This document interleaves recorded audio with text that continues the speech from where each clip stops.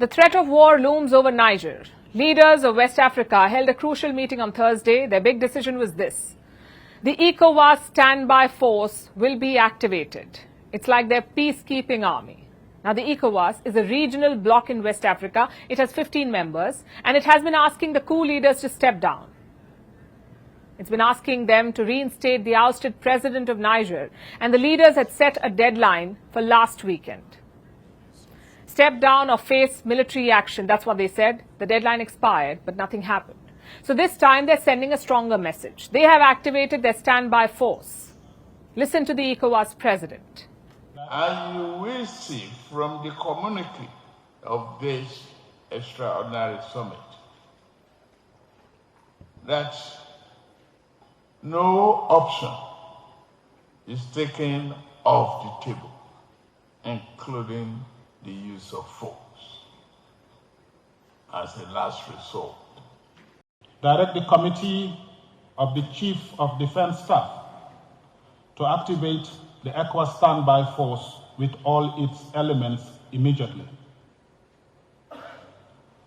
Order the deployment of the ECOWAS standby force to restore constitutional order in the Republic of Niger. It is a strong statement, but it's also a confusing one. ECOWAS is saying that force is the last resort. At the same time, they've decided to activate and deploy standby forces. You can see how it's confusing. Does activation mean mobilization? If yes, then what does deployment mean? And just to be clear, ECOWAS does have a history of military interventions. In 1990, they deployed soldiers to Liberia. The objective was to end a civil war. In 1997, they intervened in Sierra Leone. The West African troops drove out the military junta there. They reinstated the ousted president. In 2003, they deployed troops to the Ivory Coast. A military rebellion had cut the country into two, so ECOWAS got involved. In 2013, they sent soldiers to Mali. The mission was to retake the northern parts controlled by Islamists. So interventions are not new for them. ECOWAS has done it before. Why are they hesitating this time, though? Because the bloc is divided. There are military regimes in Mali and Burkina Faso too. They support the junta in Niger. Plus, the economic situation is bad. There is already a food crisis in Western Africa. The last thing they need is another war. Having said that, such flip-flops will affect the credibility of ECOWAS. First, they set a deadline for military intervention. That expired. Then they talked about prioritizing diplomacy. Again, failure.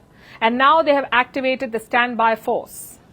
Frankly, it looks like ECOWAS is running out of options. Where does that leave Niger? The coup leaders have refused to back down. They took power saying they can handle terrorism better. But now the argument has changed. The junta keeps accusing France of destabilizing the country. It's a popular narrative in Niger. It was a French colony in the last century, so blaming France is a popular strategy. But the question is, will it work? Recent examples will embolden the military. There was a military coup in Mali in 2021. The junta is still in power there. Last year, there was a coup in Burkina Faso. Again, the junta could not be removed. So diplomatic pressure has not worked in the past, and the military option appears too costly. The Niger junta is counting on that. They're using the same template as Mali and Burkina Faso. Hold your ground, blame France, and weather the storm. Meanwhile, the ousted president is in fact in more trouble. His name is Mohamed Bazoum. He's been under house arrest since the coup. Reports say the junta has cut food and water supplies to him. The U.S. has voiced concerns about his health. We have deep concern for him, for his family, for his security and well-being. We've also made clear to the military leaders that we will hold them responsible for his safety and well-being. Mohamed Bazoum was a Western ally. His ouster is a big setback to the United States and its partners. They needed Niger for stability in West Africa, for anti-terror operations, for development projects, and of course for resources.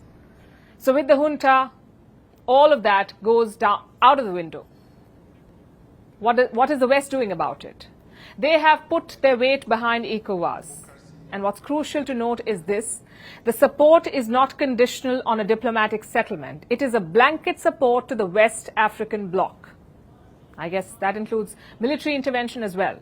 Listen to Secretary of State Antony Blinken. ECOWAS, the organization that brings together West African countries, is playing a lead role in making clear the imperative of the return to constitutional order, and we very much support ECOWAS's leadership and work on this. The West would very much like to see the junta out, but within Niger, opinion is split. Military leaders have promised the people a lot: a crackdown on terrorism, end to French intervention, more prosperity. It's attractive in a country like Niger. Around 41% of their population lives in extreme poverty. It's fertile ground for coups. But the challenge before ECOWAS is this: if you let one coup slide, more will happen. Just look at the last 3 years. First Mali, then Burkina Faso, and now Niger. You cannot legitimize such power grabs by the military. If you do, you set a precedent. At the same time, it's important to understand why they happen. France's neo-colonial interventions certainly have not helped. All 3 countries I mentioned are former French colonies. Coincidence? I don't think so. Nowhere do people like military coups. So if they're splitting public opinion instead of galvanizing them, questions need to be asked.